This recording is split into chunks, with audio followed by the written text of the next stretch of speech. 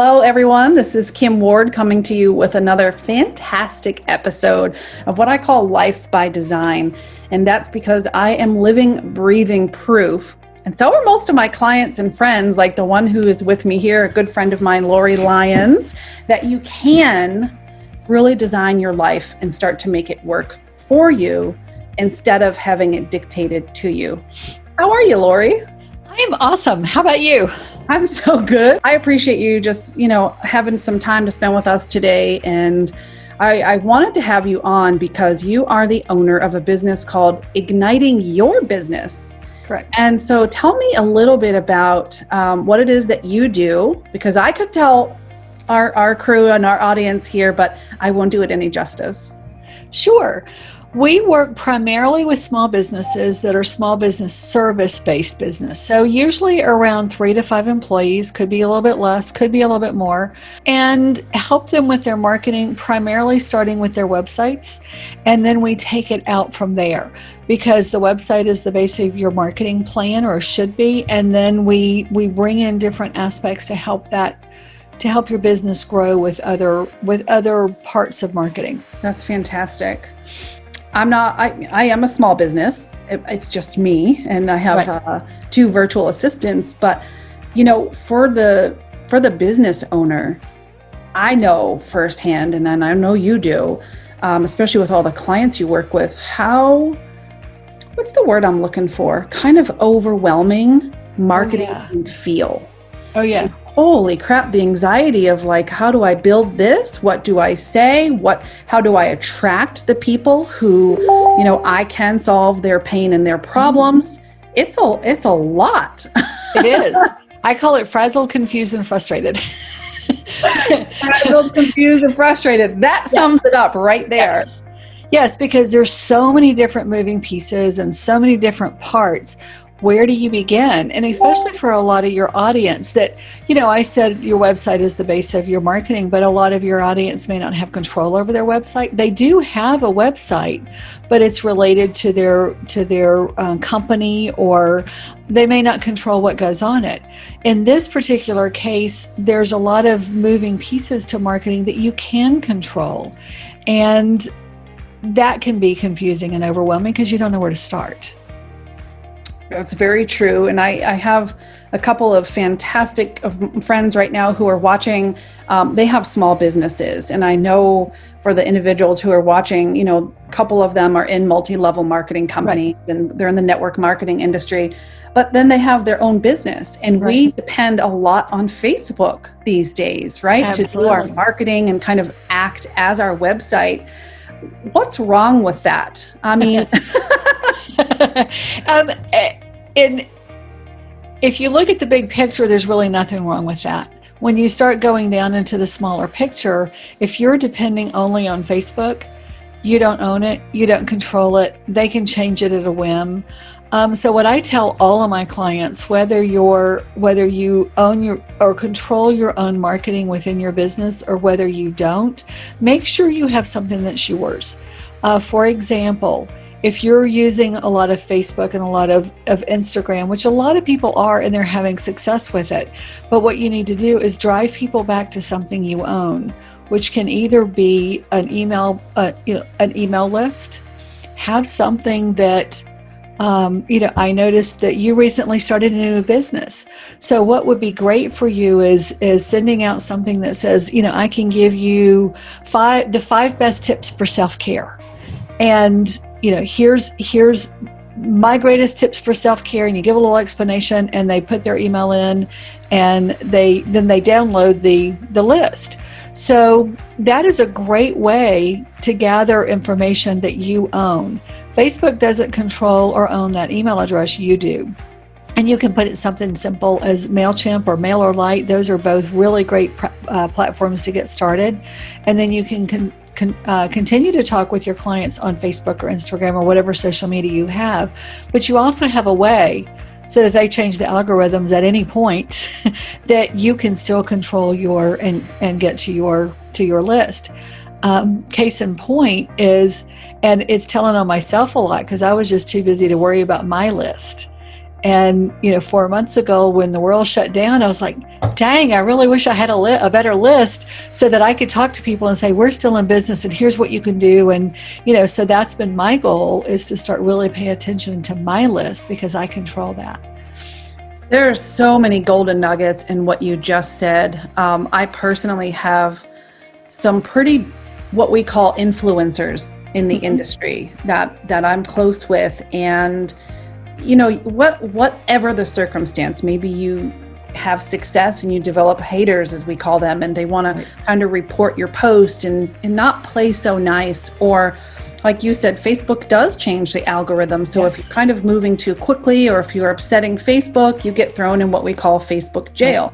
So you're getting slapped on the wrist. And if you don't own your own real estate, you're at the mercy of whomever's platform you're choosing to grow your business on. And so I know that you work with a large spectrum of, you just recently had what I'm calling a high ticket sale. Yes. Congratulations. Thank you. Celebrating you so much for that. I'm like, go Lori. But it just speaks to your talent, and it speaks to what the return on investment that your clients get from working with you. Absolutely. So, and I know none of this is scripted. I did not give Lori any questions that I would ask her. This is a true organic conversation. So I would like to know, because I have 8,000 followers on Facebook, and the majority of them are either small business or network marketers. How can you help those people who are really still not at the high influencer spot, and they don't feel like, well, I'm not in a position to get myself kicked off of Facebook, or I don't have a lot of risk if I do? How could you help somebody who's kind of at the smaller part of the scale working themselves up right now? I would say no matter what your business is, whether you control your marketing or you don't, and sometimes in my mind that's how I see it, is because multi-level marketing companies, there's a lot that you can do outside of the parameters of what they tell you, because they want to make it easy to duplicate yourself, but you don't necessarily have to play by those rules. And I'm saying that very quietly. But so you can control your own marketing. You may just not control a piece of it. So the biggest thing that I would tell, especially in light of the last few months, is make sure that you're branded yourself. And that goes for whether you're a small business owner or whether you're a multi-level marketing business owner. Any kind of business owner, you need to make sure that you are branded for yourself, not just your company. And I've read recently a couple of different articles that talked about how, because they branded themselves, they are surviving this. They are surviving this and growing because they already had established their own brand and were able to expand that brand in spite of what their company was doing. And it all kind of like became cyclical. The brand, the personal brand started driving the company brand, that started driving the personal brand, and it was just one big, continuous snowball that kept growing. So whether no matter what your business, work on your personal brand, and especially for multi-level marketers, I'm a very positive person, but we're also living in a very uncertain world as far as what your business is doing. And I know several companies have gone out of business across all boards. And if you've branded yourself instead of your company, then you can go anywhere. I sold, for a long time, I sold jewelry with a multi-level marketing company. It was great for me. It really built a lot of my business, and I did a lot of networking for it, but I made sure I branded me so that when I actually went full time with Igniting Your Business, I had a really big network that knew me, not my jewelry. So, and I still wear it. I got my jewelry on, but it's that conscious decision to make sure that I was the face. I was talking about me, not my jewelry. I did color. There was a lot of things that I did around with it to make sure that happened.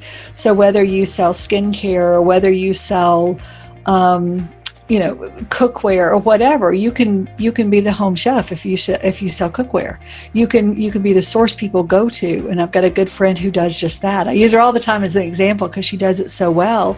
About if you can't think of something for dinner, contact me and I'll tell you what to have for dinner, which is incredible. A great way to use. Yeah, it's incredible. So that's the way you can think outside of the box with what you're doing. You are a marketing genius, my friend. You really are. Thank you. And I love, we're new friends, you and I, but we're very much in alignment. And one thing that I work heavily with my clients on is, they come to me with this kind of plug and play system. They're in a network marketing company. It's all like, all I have to do is get 3 people. And it's like, yeah, if it were that easy, you'd have a whole line of people. You have got to focus on what I hear you talking about now is really attraction marketing. Mm-hmm. Attract people, attract your tribe by solving their pains and their problems. Right. And good marketing will do that. You are the solution for those people who need you. Right. And when they feel like they like you, they know you, they trust you, that's when you build that kind of like super fan club of people who will follow you. Absolutely. And like you said, if I'm in, I don't know, skincare, like you said, mm-hmm. I can show what the product does, not what the product is, and create that curiosity, build my tribe. And then if my company were to shut down tonight, I could go join another company and still attract people with my marketing. And that's the magic of marketing right there. Absolutely. Attraction and differentiation. I'll add that in because, if you go Google, or if I go look on my Facebook page right now, I can find 6 people who are doing Color Street nails, which I think are great products. I don't have any nails, but they're great products. I love, seeing all the different designs and the different things. But there's one person who's doing it really well and who's standing out because she's not just holding up packages of nails and say, come buy my nails.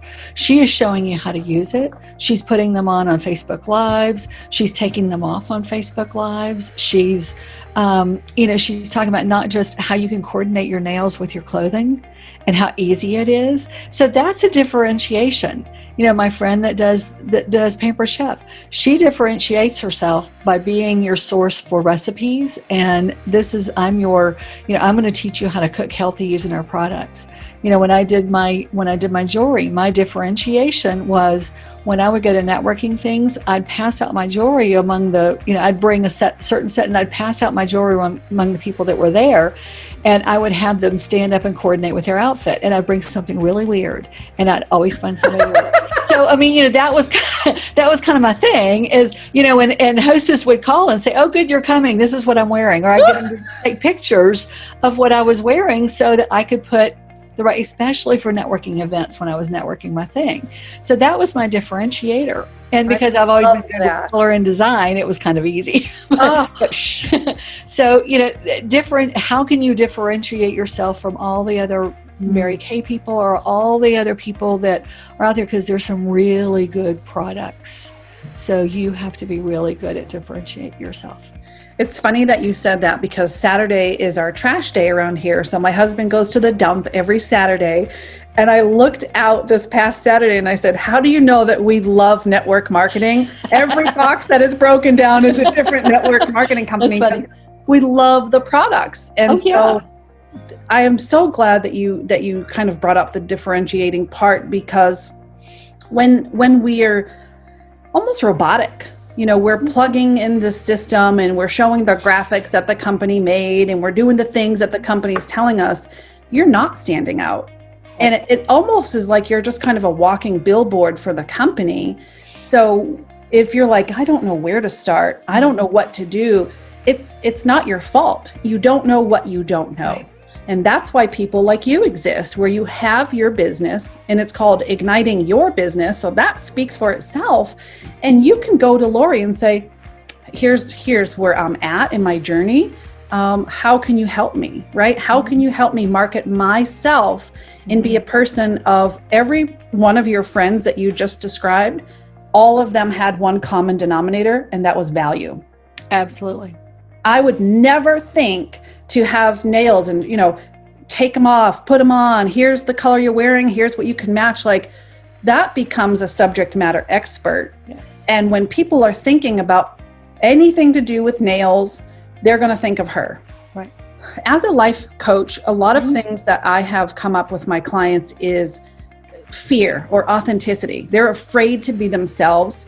How does that play a role in marketing, in your opinion, or lack of? I think it's the fear we all have of either not being good enough. How willing are you to push through to get to the prize at the end? I love that. You just have to say it's the prize. In order to get here, I have to go through the rocky road, or I have to, I guess it was the Indiana Jones movie where, he had to go through the snake pit to get to the end, And for me, that's video. That's my thing. Kryptonite. Yeah, I will do anything besides that. So it's, we just have to identify, are we more afraid of doing video in my case than we are of not meeting our goal? And that's what it's come down for me is I want the goal so badly that I've got to get out of my own way and just let it happen. Where's the discomfort for you? And that's what what's more important, being uncomfortable doing video or being more uncomfortable not hitting your goals? Oh yeah. So, because when we talked about doing this, it was like, sure, no problem, no fine, But the minute Zoom goes off and the video, I'm like, okay, I've got makeup on, hair's done. Let me do some videos. It's like, oh no. So you just, I'm really going to have to talk myself into it, but I'm going to do it. Yes. And you're doing a fantastic job. So thank you. I'll tell you what, I put your website up here, ignitingyourbusiness.com/success. So that's where I want everybody to go. Can you tell us a little bit about what they might find there, or why the person who's on the fence, like what's in it for them? Right. What's in it for them is some activities that will help them really identify where their market is and where they need to be. It's almost features and benefits. Oh, that's where I was going to go earlier with problem solution. So remind me. But it's the 3 steps to get momentum and clarity in your business. Now that sounds really kind of boring. And it's really not the best title in the world, but the activity is really good. It talks about your ideal client. And I think that's where a lot of small businesses forget that you have to go there. It's the basics of everything that you do. Who do you talk to? Who are your clients? What are the benefits that you offer them? And that's what this worksheet does. It takes them from ideal clients to problem solution. What is the problem and the solution that I provide? Because sometimes we get caught up in that, I want to work with everybody. And when you work with everybody, you work with nobody. I'm glad you just said that, because my next question for you is, I used to hear this one phrase marketing piece, and it was, marketing to everybody is marketing to nobody. Is that Correct. True or false? Absolutely true. Absolutely true. I had, not too long ago, I had someone say to me that they sold, it was a network marketing, they sold toothpaste. So, well, who do you work with? Everybody's got teeth. Wow. Yeah. I just went, okay, that's everybody. So I don't know who to introduce you to. So we started talking, and the more we talked, this particular toothpaste really helps people. It's got a little whitener in it. Really helps people with sensitive teeth. And one thing I want to touch on real briefly, none of that was about them. No, absolutely. Yeah. So when we're marketing and we're out there talking about me and helping me hit my goals, and here's what I'm doing, and here's what, nobody cares. Nobody cares. Nobody cares. Make it about them. It's always about the person you're serving. Now I remembered what I wanted to ask you. So the majority of people that I've been working with literally since 2015, I can tell you that there's a huge fear about niching down. Yeah. And the thought process here, and I want you to address this in a second, is if I niche down, right, this person who is selling toothpaste, they want every piece of tooth that they can get from here to kingdom come. When you niche down, there is a psychological fear that you're going to miss that one person or those people. Are you missing out, or are you making out? You're making out, because if you're niching down and you're talking about specifically the problem you solve to the person, because we forget that when you niche down, you're only niching down in your marketing. You're only niching down in the language that you're using. To me, I'm flashing marketing made simple. This is, yes. Lori, you have just broken down every fear, every objection, and you literally just made marketing simple for us. Yes. Thank you. You're welcome. And the funny thing about that is I do have a program called Marketing Made Simple. That's marketingmadesimple.com. I told you we're aligned. Yeah, but it's, I think we get so constricted by everything that we hear and everything you should be doing, and if you're not doing this, then you're missing out. If you do what feels genuine and right, and you're giving the message that is about, like you said, about them, then you're going to have people draw to you. It's when it's all about you, and when you're not talking about the problem you solve, that people might go somewhere else because somebody else is. My goodness. This is jam-packed with value. I need to share this video everywhere. Seriously. I mean, this hits everybody that I've ever talked to about marketing. And I don't know how much more simplified you can get this. So all of the fear that I was talking about earlier, even for myself, like this took me a while to learn. And I was that person when I first entered the industry. Mm-hmm. I was spamming my links. My profile, my banner, everything on my social media was my product. It was always about me, and I was repelling people. And that made me work more desperately and with a little more urgency, but in the wrong way. Mm-hmm. And I was broke and frustrated and overwhelmed and didn't know what I was doing wrong. And if you are watching this and you're like, that's me, I don't know where to go, I don't know how to start, I don't know what to talk about. Many of my clients come to me and they go, I don't know how to create content. Bull crap. I can teach you the easiest ways to create content. But when you talk to somebody like Lori, I just already feel like that fear is dissipating, and it sheds like a snake, shedding its scales or its skin. It's like, oh, what was I worried about? So This is the moment for you to go to Lori's website. I've got it right there, ignitingyourbusiness.com/success. Mm-hmm. All of that speaks for itself. And I really hope that you do. Is there any last final thoughts or words of wisdom or anything that you want to leave them with? I would say, it's funny because I always hate the word authentic, because and here's why. Because I hear so many people say, oh, you're being so authentic. Well, if you're trying to be authentic, does that mean you're really authentic? Like a double negative. Exactly. But I really think that if you are genuinely thinking out for the other person and who you're helping, and not, as you said, making it about you, and you come from it in a terms of service, not everybody's going to be not everybody needs your product. And when you realize that, it's okay, because not everybody does.